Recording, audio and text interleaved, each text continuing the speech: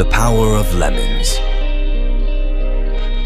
Alessandro Volta was an Italian physicist, chemist, and a pioneer of electricity and power.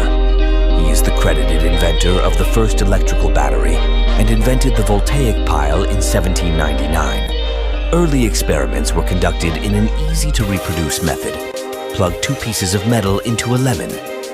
If the pieces of metal are made of copper for one, like electric wires or scents, the brown/orange shining ones, and zinc for the other, like a paper clip in a galvanized steel covered by zinc, or old bar's metal sheet cover, gutters, and Paris roof covers, both approximately 3 centimeters E, plugged at another 3 centimeters of distance from one another, a tension of around 1 V will be generated between them.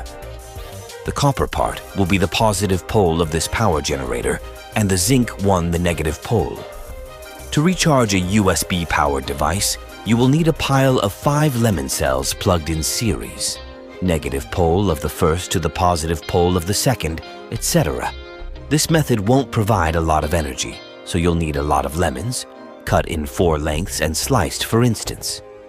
The good news is that a lot of other fruits, oranges, grapefruits, vegetables, potatoes, plantain pith, or acid liquids, vinegar, grape juice, salt water, can be used as the acidic electrolyte for the reaction. They just need to be acid, and even a non-acid tasting material can have a compliant pH, so being acid enough to produce electricity. All the given examples end up producing tilde-1V cells.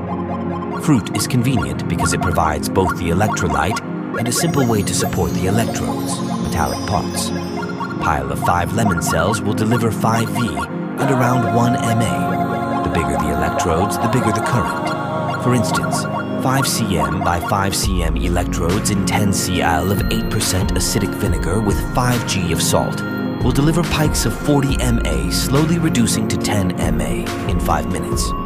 A 1 meter long gutter filled of seawater with a 1 meter long plumbing copper hose in it, separated by a paper or fabrics layer, should produce 500 MA. 500 MA, it's what a standard USB 1.0 plug provides. A battery of 500 parallel piles of 5 lemon cells would be required to produce the same energy, or 1 pile of 5 1-meter gutter cells. Fortunately, your smartphone should be able to recharge even with a smaller current. It will just take longer. Some are able to take advantage of first 1 MA, but won't actually recharge themselves if provided with less than their own idle power consumption, tilde-20 MA, screen off, airplane mode. Others will require at least the standard power to consider that they are plugged.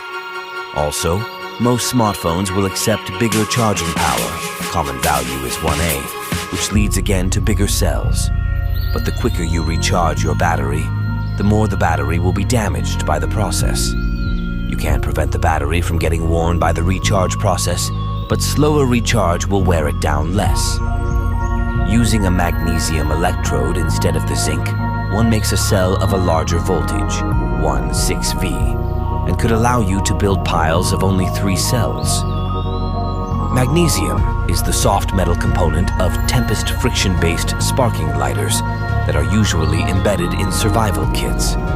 Other metals can be used also, such as lead, iron, aluminium. As stated in Wikipedia, the energy comes from the chemical change in the zinc when it dissolves into the acid. The energy does not come from the lemon or potato, so the cells will run as long as you have zinc and lemon juice. One should pay attention to avoid evaporation of the lemon juice or salt water. Volta himself would have interpolated a paper towel soaked in salt water between metal discs, such as brown copper pennies and silvery zinc ones, in order to have a pile of cells plugged in series. In a compact shape, lemon-powered clocks have been reported to run for several months with uncut lemons.